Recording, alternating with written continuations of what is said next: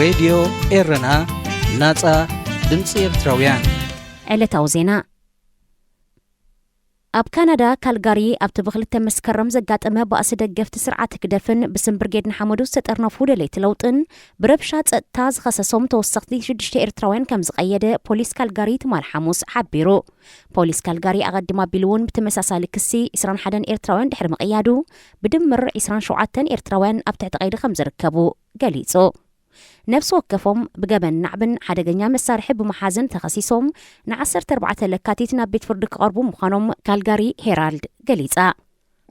ኣብዚ ሕጂ እዋን ቶም ኣብ ትሕቲ ቀይዲ ዝርከቡ ኤርትራውያን 27 ክኾኑ ከለው ምስቲ ናዕቢ ብዝተኣሳሰር 59 ገበናዊ ክስታት ቀሪብሎም ኣሎ። ፖሊስ ምስቲ ባእሲ ብዝተኣሳሰር 13 ሰባት ንምርካብ ገና ይፅዕር ኣሎ። ነቲ ናይ ክልተ መስከረም ፍጻሜ ኣብ ታሪክ ከተማ ካልጋሪ ተራእዩ ዘይፈልጥ ዓይነት ባእሲ ኢሉ ዝገለጾ ሓላፍ ፖሊስ ታ ከተማ ስኮት ቦይድ ኣባላቱ ኣብ ቦታ ፍጻሜ ተረኺቦም ነቲ ባእሲ ብምትህድዳ ኣብ እዋኑ ዝኾነ ይኹን ሰብ ከም ዘይቀየዱ ንፖስት ሚድያ ገሊጹ ነይሩ። መዝነት ፖሊስ ጸጥታ ምኽባር እምበር ፖለቲካዊ ጸግዒ መሓዝ ዘይምዃኑ ዝገለጸ ቦይድ ከምዚ ዓይነት ጎንፅን ኣብ ልዕሊ ሰብን ንብረትን ጉድኣት ምስዓብን ምስቲ ንቡር ዲሞክራሲያዊ ኣገባብ ተቃውሞ ዝጻረር ምዃኑን ኣብታ ከተማ እውን ቦታ ከም ዘይብሉን ኣስሚሩሉ። ብስም ብርጌድ ንሓመዱ ዝተወደቡ ኤርትራውያን ድሌት ለውጢ ኣንጻር ፌስቲቫላትን ምትእኻባትን ደገፍቲ ግደፍ ዘካይድዎ ዘለዉ ተቃውሞታት ኣብ ኤርትራን ዘሎ ስርዓት ዘለዎም ተሪር ተቃውሞ ዘጉልሕ ምዃኑ እዩ ዝግለጽ። እንተኾነ ግን ሕግን ስርዓትን ኣብ ዘለዉ ሃገራት ዓለም ዝካየድ ዘሎ ጎነፅን ምቅትታልን ነቲ ለውጢ ዝጠልብ ድሌታት ብኣሉታ ከይጸሉ የስግዩ።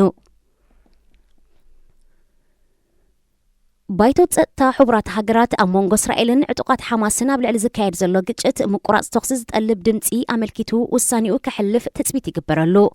15 ኣባላት ዝሓቆፈ ባይቶ ጸጥታ ሕቡራት ሃገራት ትማሊ ሶኒ ብሕቡራት ኢማራት ዓረብ ንዝተነድፈ ተኽሲ ናይ ምቁራጽ ስምዕ ውሳኔ ክህብ እኳ እንተነበሮ ዲፕሎማሰኛታት ኢማራት ዓረብን ኣሜሪካን ኣብ ቅድመ ኩነታት ናይቲ ስምዕ ስለ ዘይተረዳድኡ ተደናጊሎ።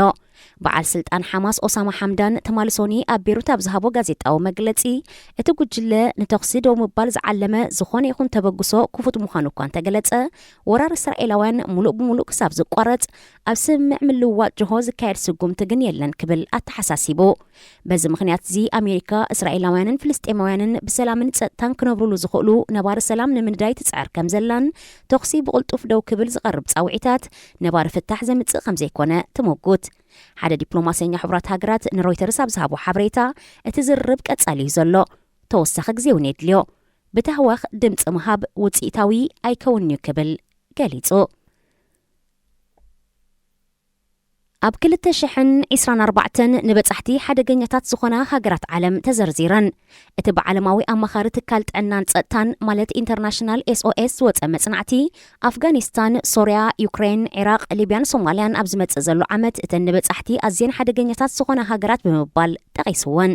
እቲ ዓመታዊ ዝግበር መጽናዕቲ ዝተፈላለዩ ረቑሒታት ብምግምጋም ንገያሾን ንግድን ብዛዕባ ክህልው ዝኽእሉ ሓደጋታት ንምሕባር ዝወፅእ ጸብጻብ እዩ። ኣብዚ ዓመት እዚ ድማ ንመጀመርታ እዋን ጽልዋ ክሊማዊ ለውጢ መሰረት ብምግባር ምውሳኽ ዓለማዊ ሙቐት ኣብ መላእ ዓለም ሓደጋታት ጥዕና ኣብ ዝኸትለሉ ዘሎ እዋን ምስ ክሊማ ዝተኣሳሰር መጠንቀቕታታት ኣሕሊፉሎ። ካብተን ንበጻሕቲ ኣዝየን ውሕሳስ ዝተባህላ ሃገራት ግሪንላንድ፣ ፊንላንድ፣ ኖርዌይ፣ ኣይስላንድን ሉክሰምበርግን እየን። ኣብዚ ቀረባ እዋን ብዝተኸስተ ግጭታት ዩክሬን፣ ሩስያ፣ ሊባኖስ፣ እስራኤል ከምኡውን ዞባ ሳሕል ኣፍሪቃ ዝርከበን ሃገራት ኣብዚ ዓመት እዚ ተኣፈፍቲ ካብ ዝኾና ሃገራት ብምባል ኣብ ቅድሚት ሰሪዕወን። እዚ ብኢንተርናሽናል SOS ዝግበር ዓመታዊ መጽናዕቲ ንኹነታት ጸጥታ ሃገራት ሕክምናዊ ኣገልግሎት፣ ረብሻን ዕግርግርን፣ ክሊማዊ ለውጥን ኣብ ጥዕና ነበርቲ ዘስዕቦ ጽልዋን ተኽእሎታት ገበን ክሳብ ቅትለት ከምኡውን ናዕቢ ኣብ ግምት ዘእተወዩ። ካብተን ብዘለወን ድኹም ጸጥታ ኣብ ድሕሪ ዝተሰርዓ ሃገራት ዩክሬን፣ ሶርያ፣ ኢራቅ፣ ኣፍጋኒስታን፣ ሊብያ፣ የመን፣ ደቡብ ሱዳን፣ ሪፐብሊክ ማእከላይ ኣፍሪቃን ሶማልያን እየን። ብዘለወን ድኹም ኣገልግሎት ሕክምና ሶርያ፣ ኢራቅ፣ ኣፍጋኒስታን፣ የመን፣ ሰሜን ኮርያ፣ ፍልስጤም፣ ሃይቲ፣ ሊብያ፣ ኒጀር፣ ቡርኪና ፋሶ፣ ጊኒቢሳው፣ ሰራሊዮን፣ ላይበርያ፣ ሱዳን፣ ደቡብ ሱዳን፣ ሪፐብሊክ ማእከላይ ኣፍሪቃ፣ ብሩንድን ሶማልያን ከምኡውን ኤርትራ ይርከበአን። ዝኸበርኩም ሰማዕትና ዜና ኣብ ዝተፈጺሙሎ ሬድዮ ኤረና ናጻ ድምፂ ኤርትራውያን